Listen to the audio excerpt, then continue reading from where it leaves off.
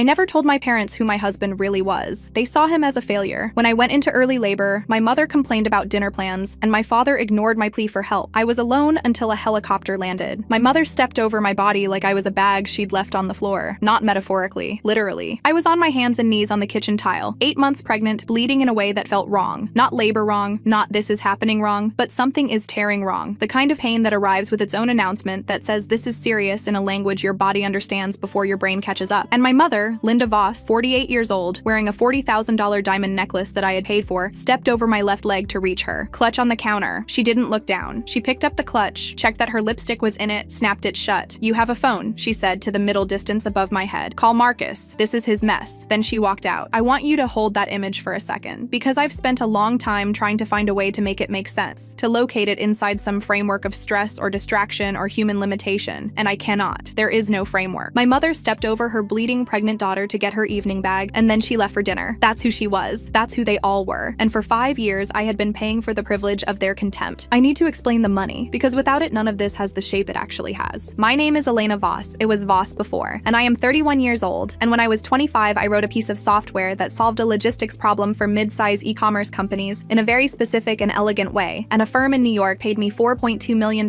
for it before I was 26. Not life-changing money by New York standards. Genuinely life-changing money by every other standard. My family was told I'd done well. They were not told the number. My father, Gerald Voss, was a man who organized his entire personality around the concept of his own authority. He was a regional sales manager for a medical supply company, a job that gave him just enough status to feel important and not quite enough to stop being anxious about it. He had opinions about everything and expertise in nothing, and he delivered both with the same complete confidence. He was the kind of father who never praised directly because he believed that praise made children soft, and who never apologized because he believed apology was weakness, and who used the word disappointment as a precision instrument. I was his primary target. My sister Clara was 3 years older than me, prettier in the conventional way that my family valued, and she had married Victor Crane, who ran a small commercial real estate consultancy that was, by the time I was 26, largely fictional. Client list thin, debts growing, the business held together with the specific optimism of a man who has never had to face consequences. Clara had a BMW 5 Series. They had a house in a good suburb. They belonged to the Harrington Country Club. None of it was paid for by them. It started with a loan, $22,000 when I was 26, to help Victor with a cash flow problem that turned out to be a structural solvency problem. My father asked me. I said yes because my father had asked me something kindly for the first time in my life, and the feeling of it was so disorienting that I agreed before I'd finished processing the request. They never paid it back. And then, because I'd said yes once, the requests kept coming, with less ceremony, less gratitude, and eventually no pretense that they were anything other than expected. The mortgage on my parents' house when they fell behind, Clara's car lease, Victor's membership, holiday expenses, a kitchen renovation my mother described as a gift to herself, my father's Rolex on the occasion of his 55th birthday, which he accepted without thanks and wore to the restaurant where he told me I'd never amounted to anything. In 5 years, I had transferred $847,000 into various accounts and expenses connected to my family of origin. I had a spreadsheet. I am the kind of person who maintains spreadsheets about everything, which is why I was able to write software that solved a logistics problem elegantly, and also why I knew, to the dollar, exactly how much my family's love was costing me. They called me the disappointment. The fat one, Clara sometimes added when my mother wasn't listening. Then when I got pregnant, the careless one, the embarrassing one. I kept paying, because I wanted them to love me. That is the most honest sentence I have ever written about this situation, and I want you to sit with how insane it sounds, because I know how insane it sounds, and I knew even then, intellectually, how insane it was. But the human need for parental love is not intellectual. It is something much older and more stubborn than that. It lives below the level of reasoning. It survives evidence. It survived 5 years of evidence that would have convinced any neutral observer in about 45 minutes. I kept learning it the hard way. I met Marcus the year before the money ran out for my parents. I'm not going to describe him the way people describe powerful men in these stories, as some force of nature who walks into rooms and changes weather patterns. He was quiet. That was the first thing I noticed. He was at a conference I'd been asked to speak at, a tech and finance crossover event in Midtown, and he was in the front row while I spoke, and afterward he found me at the reception and asked me 2 specific, intelligent questions about what I'd presented, and then he listened carefully to my answers without once looking around the room. I had never had a man's complete, unbothered attention. It took me 6 months to find out who he was, because Marcus Blackwood does not perform his wealth. He dresses well, drives a car that's nice but not conspicuous, and has the specific ease of someone who has never needed to impress anyone. I found out because I Googled his name after our 4th dinner, and sat staring at the search results until my coffee went cold. The Blackwood Group, commercial real estate, development, private equity, roughly 40% of a particular section of the New York skyline. Net worth estimated,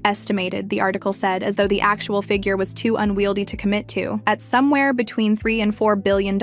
I called him the next morning and told him I'd looked him up. I know, he said. I was wondering how long it would take. Why didn't you tell me? A pause. Because I wanted you to keep talking to me the way you talk to me, he said. Most people change after they know. I didn't want you to change. I understood that. I understood it in a specific, personal way that I didn't explain to him until much later. We kept the relationship private for 2 years. My choice. I told him about my family. Not everything, not all at once, but progressively, the way you tell someone about an ugly thing when you're starting to trust them. And Marcus listened without offering solutions, which was the correct thing to do, and which not many people know how to do. You're still sending them money, he said once. Observation, not accusation. I know, okay, he said. We got married quietly in the fall, in a small ceremony with 8 witnesses, and I did not invite my family because I knew with absolute certainty that if I invited them to my wedding before they knew who Marcus was, the entire event would become a performance of their social anxiety. And if I invited them after they knew, every warm thing that happened would be contaminated by the knowledge that they were behaving because of the money. I chose neither option. I chose the 8 witnesses. I told myself I'd introduce them eventually. 8 months pregnant, I still hadn't. The night everything happened, I had agreed to host a pre-dinner gathering at my parents' house because my mother had asked, and I had said yes because she'd asked with unusual warmth on the phone, a warmth I recognized even as I registered it as strategic, and agreed anyway. Clara and Victor were attending a charity dinner at a downtown restaurant, L'Obsidian, the city's most expensive new establishment, whose reservation Clara had obtained through social maneuvering she'd discussed in exhaustive detail on 3 separate phone calls with my mother, and my parents were joining them. I had been standing at my parents' kitchen counter, 8 months pregnant, and already in significant lower back discomfort, arranging a tray of appetizers I had brought because my mother had said the caterer canceled, when I registered that the pain was different, not in my back, tearing, hot and high and interior, in a way that had no business being labor, 6 weeks too early. Not the cramping I'd been told to expect, but something more sudden and more wrong. The tray, shrimp and caviar, hitting the tile in a slow cascade as my hands went numb, then the fluid, dark red, too much. I said my mother's name once, very loudly, and I heard the sound of shoes on hardwood, and for 1 second, one precise, mercifully brief second, I believed they would come. They came. My mother looked at the rug runner at the threshold of the kitchen. The Persian, she said. Elena, move. It's going to run onto the runner. Call 911, I said. The blood, it's too early. Something's wrong. My father looked at his Rolex. 6:45. The reservation was at 7. He relayed this information. Victor was concerned about the neighbors seeing an ambulance. Bad optics. Clara said I was exaggerating because women exaggerate about labor. She'd read something about this. It wasn't that bad. Gone. Front door, back door, deadbolt. The specific sound a deadbolt makes when someone slides it from outside is not something I had ever attended to before. I will never stop hearing it. I was alone on the floor of my parents' kitchen, in a house I owned, with my phone in my hand, trying to stay conscious while the room did something strange at its edges. I called one number. Elena. Marcus picked up on the first ring. New York traffic behind him. Then, what's happening? I told him what I could. Kitchen. Bleeding. They left. The silence that followed was approximately 2 seconds long. In those 2 seconds, I heard Marcus become a different temperature. I landed at JFK 18 minutes ago, he said. I'm getting to the chopper. Do not close your eyes. Talk to me. What do you see right now? The ceiling? The tile? There's a lot of blood, Marcus. I know. You're going to stay with me. Tell me one thing you can feel. The floor is cold. Good. Feel the floor. Keep telling me about the floor. I talked about the floor. I described the grout color, which was a slightly different shade than the surrounding tile, and the way one corner had a chip that had been there since I was a child, and the cool ceramic against my cheek where I'd put it down because it was easier to be level. I don't know when I stopped talking. What woke me wasn't sirens. It was a roar. Overhead. Landing close. Then boots on tile. Male voices. Short and precise. The kitchen window, I found out later, had been taken out cleanly at the frame. Mrs. Blackwood, a large hand at my neck, checking pulse. A voice with the even quality of trained urgency. Stay with me, you're stable. We have you. Then Marcus's voice saying my name, and I registered the sound of Italian leather shoes on blood-wet tile, and he slid down to the floor and pulled me against him without worrying about the suit, without worrying about anything. They went to dinner, I told him. My voice was strange, far away. He went still, the way water goes still right before it does something. Which restaurant? L'Obsidian. I felt him look up, over my head, at the man I knew was his head of security, Donovan Pierce, retired Secret Service, 15 years private sector, the most calm person I had ever been near in a genuine emergency. L'Obsidian, Marcus said, and his voice was something I hadn't heard before, is in Blackwood Tower. It's my building. His hand smoothed the hair back from my face, careful and slow, the gesture of someone performing normalcy for a person who needs normalcy. Get her to the medical team, then shut the restaurant down. I want to be dressed when they're brought out. I woke in a private suite at Mercy General, not the public floors, the private wing on the 7th, the kind with an anteroom for family and original art on the walls, and a full-time nursing coordinator who introduced herself as Renata Sousa, RN, 15 years in maternal fetal medicine, speaking with the specific competence of someone who has managed high-risk situations for a very long time. Leo was in the glass bassinet beside my bed. I want to tell you what that was like, seeing him there, impossibly small, impossibly real, real, hooked to monitors but breathing, all his parts in the right places and functioning, but I don't have language for it that won't seem insufficient. He was a complete person. He was perfectly himself already, in a way that stopped my chest from working normally. I lay there looking at him for a long time. Then my family arrived. I heard them before I saw them. My mother's voice down the hall, high and explanatory, the voice she used when she was establishing a narrative quickly. I heard Clara saying something about the reservation being ruined. I heard my father saying he wanted to speak to a doctor immediately about the care I'd received. They came into the anteroom in a cluster, disheveled in a way that didn't make sense until I found out later that Marcus's security team had pulled up to L'Obsidian at 8:12 p.m. and walked in during the amuse-bouche course and quietly but completely unmistakably communicated that the restaurant was closing, tonight, right now, and that the Voss Crane party in particular would be escorted out. 3 black SUVs had followed their car to the hospital. A man with a specific kind of posture had been very calm and very clear about the fact that they were not leaving without a conversation. Victor had gone the color of old putty in the hallway. Clara's mascara had traveled. My mother was holding herself with the rigid dignity of a woman who has not yet accepted that the situation is beyond her management. My father opened his mouth. Marcus stepped in front of my bed. He was dressed. I don't know when he'd managed it, but he was in a fresh suit, dark charcoal, entirely composed, with the quality of stillness he had when he'd made a decision, and it wasn't reversible. Gerald, he said, not loud. My father's first name, delivered without prefix, by a man who has never needed to raise his voice to establish a room's hierarchy. My father stopped. My name is Marcus Blackwood. He let it land, watched my father's face register it, the specific second when a name that is just a name becomes a name you know. I'm Elena's husband. Clara actually made a sound, like a small impact. I don't work for the Blackwood Group, Marcus continued, in the tone of someone clarifying a minor point. I am the Blackwood Group. He reached to the bedside table and picked up a folder that Donovan had clearly placed there, and he set it on the foot of the bed so everyone could see it. Bank statements. 5 years of transactions from accounts Elena controlled to accounts connected to you. The mortgage, the car leases, the club membership, the renovation, your husband's Rolex. He looked at my father without expression. Every dollar of it. She told us she was doing fine, my mother said. Her voice was finding its footing, attempting offense. She was doing fine, Marcus said. She was doing exceptionally well. She funded your lives out of a desire for your affection. He paused. I want to be precise about what that means. She bought your affection, not received, bought, and you took the money and called her the disappointment. You can't talk to us like my father started. I can talk to you however I'd like, Marcus said pleasantly. You're in my hospital wing. Victor made a move toward the door, and Donovan, who was standing slightly behind and to the right of Marcus, shifted his weight in a way that wasn't threatening, but was very clear. Victor, Marcus said, check your phone. Victor checked his phone. His face did several things in sequence. The Blackwood Group was the silent backer on the commercial loans your consultancy has been servicing for the last 3 years, Marcus said. I called them in this evening. Your accountant should be reaching out shortly. The consultancy is insolvent. Clara's head turned to Victor. It was a slow turn, the kind of slow that means something has fundamentally shifted in a person's architecture. And Gerald, Marcus turned to my father, who had not moved. Elena purchased the note on your mortgage 14 months ago when the bank initiated foreclosure proceedings. She bought it to prevent you losing the house. She's been holding it since. He looked at my father for a moment. She bought your house to protect you, while you were telling her she'd never amounted to anything. My father opened his mouth, closed it. She transferred the note to me this afternoon, Marcus said. I am now your mortgage holder. He looked at my mother. You have until end of business Friday to make arrangements. My mother opened her mouth. Don't, I said. They all looked at me. I was sitting up in the hospital bed, in a hospital gown, with my son in a bassinet beside me, and I looked at the 4 of them, my mother with her diamond necklace and her traveled mascara, my father with his Rolex, Clara with her hand not quite touching Victor's arm anymore, Victor gray and recalculating, and I took one breath. I kept a spreadsheet, I said. $847,000 over 5 years. Not one of you ever said thank you. I paused. Not for a single thing. Not once. The room was very quiet. The machine is out of order, I said. Whatever you came here to get, it's not here anymore. I'm done. My mother's eyes went to Leo in the bassinet. I watched her recalculate in real time, saw the pivot forming, the new strategy, the grandmother angle, the potential access point. Don't, I said again. Same word, different weight. She stopped. Here's what happened after, because I know that's what you want and it deserves to be documented properly. Daughter, Renata Souza, my nursing coordinator, had filed a mandatory report with Child Protective Services on the night of Leo's birth, documenting the circumstances as relayed by the responding medical team. Specifically, a full-term pregnancy presented with placental abruption symptoms, patient found unattended, patient reported being left by family members in a non-emergency capable location. The CPS caseworker assigned was a woman named Gabriella Nunn, 8 years in family services, who interviewed me twice in the weeks following Leo's birth. I showed her the texts my family had sent me that evening. My mother's message at 7:03 p.m. saying, hope everything is okay, dinner was excellent, with a photograph of the bread basket. Clara's message at 8:45 asking who was going to water the plants at my parents' house while things settled down. Gabriella Nunn read those messages twice. Then she looked up at me. These are going in the file, she said. They went in the file. My attorney, Nadia Ferreira, 30 years in civil litigation Confrontation, partner at Ferreira, Cho and Associates, the kind of lawyer who never explains herself twice, reviewed the 5 years of financial records and informed me that I had a civil claim for financial exploitation against my parents and potentially against Victor Crane, based on the pattern of coercive lending and what she described in her initial memo as an undocumented and sustained pattern of emotional manipulation used to extract financial benefit. She used the phrase elder financial abuse statutes applied inversely, in a way that I didn't fully understand, but that clearly made her enthusiastic. She filed a civil complaint on my behalf in October. My parents' attorney, a man they found through the country club who specialized in estate planning and was slightly out of his depth, contacted Nadia within 2 weeks to discuss settlement. The settlement discussions were, by Nadia's description, brief and unfavorable to my family. They paid back $310,000 directly. The remainder was satisfied through the transfer of title on the house, which Marcus sold to a developer at market rate and donated the proceeds, the entirety of it, slightly above $1 million, to a maternal health charity, specifically the kind that ensures that women who go into premature labor without resources in their immediate vicinity get appropriate emergency care. I had named it after the detail I couldn't stop thinking about. The fund is called the Cold Floor Initiative. I don't expect you to find the poetry in that. It's enough that I do. Victor Crane's consultancy closed in November. He and Clara separated in February. Clara called me once from a number I didn't recognize and left a voicemail that started with, "I don't know what I'm supposed to say," and ended with the line, "You were always the smart one." I haven't returned it. I'm not sure I will. I don't know what I would do with her being right. My father sent a letter, handwritten, which must have cost him something. He was not a handwritten letter person. It was 3 paragraphs. The first explained the ways in which he felt the situation had been exaggerated. The second outlined the financial hardship of their current circumstances. The third said he hoped we could move forward for the sake of Leo. I read it once. I put it in the file Nadia keeps for anything relevant to the civil matter. Then I took Leo for a walk because he was 4 months old and it was a nice day. And while he slept in the carrier against my chest, I thought about my father spending however long it took to write 3 paragraphs and still not once managing to say the word sorry. Some people live their whole lives in the locked room of themselves. I think my father is one of them. I think I used to stand at the door of that room and knock and wait for it to open. And I finally understood, lying on a cold kitchen tile, bleeding, listening to a deadbolt slide home, that the door was never going to open. I stopped knocking. Leo is 8 months old now, and he has Marcus's eyes and my stubbornness, which is what Marcus says and what I believe is true. He is, as far as I can determine, exactly and entirely himself. No disclaimers, no conditions, no price attached to being in the room with him. He has not yet learned to be disappointed in me. I intend to make it so he never has reason to be. Marcus asked me once recently what I would tell my younger self if I could. The 25-year-old who had just sold the software, who had just gotten the phone call from the New York firm, who had the $4, $2 million, and the family who didn't know about it, and the future still entirely uncollapsed. I thought about it for a while. That love doesn't require an invoice, I said. And if someone only stays when you're paying, that's not love, that's a subscription, and you're allowed to cancel it. He nodded. Also, I said, take pictures of the spreadsheet for the civil complaint. He laughed. Leo laughed too, or made the sound Leo makes that I have decided counts as laughing. I thought about my mother stepping over me, diamond necklace catching the kitchen light, clutch in hand, heels on tile. She called me selfish on her way out the door. I'd like her to know she was right. I got selfish. I got so selfish I stopped funding their lives with money and started spending it on my own, on a baby who laughs, on a husband who finds me when I'm bleeding on a floor, on a cold morning walk and a warm carrier and 8 months of ordinary, uncomplicated mornings in a house where nobody calls me a disappointment. The machine is out of order. It's the best thing I ever said.